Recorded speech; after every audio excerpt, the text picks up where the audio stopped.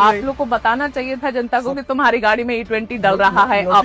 Madam जल्दी मत करिए, थोड़ा समझ लीजिए। ठीक है, आप बताइए, लेकिन मगर सवाल तो आएंगे सर। पहले तो नितिन गडकरी जी ने कभी ये बात नहीं मानी थी कि एथेनॉल से माइलेज कम होती है।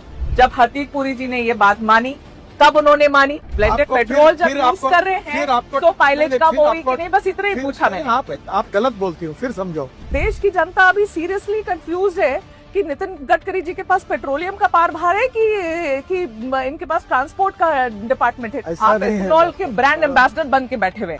सेंट्रल एक्साइज भी कम किया है एथेनॉल ब्लेंडेड पेट्रोल पर, इसके बावजूद भी पेट्रोल के दाम कम क्यों नहीं हुए?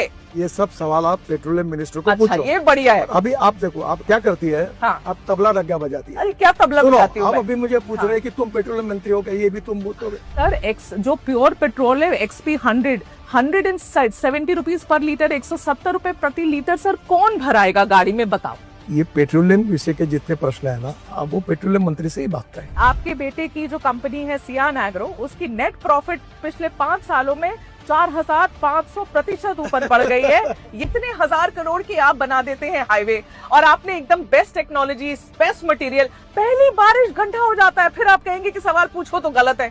ऐसे कैसे? मैं एंटी नेशनल थोड़ी हो जाऊंगी सवाल पूछूंगी तो। मैं आपको दिल्ली देहरादून पूछूंगी सर, उस पे गड्ढे हुए थे सर। तो आप सबको पेड कैंपेन बोलेंगे, आप कहेंगे सब पेड कैंपेन है, सब ऐसे लोग हैं। ऐसे नहीं, जनता के भी सवाल है ना सर, कभी तो मान लेना चाहिए। अगर कोई बात झूठ बोलने से डिफेमेशन केस होती है। हाँ, आपने जो पढ़ा इसके ऊपर मैं आपके ऊपर डिफेमेशन केस भी कर सकता हूँ।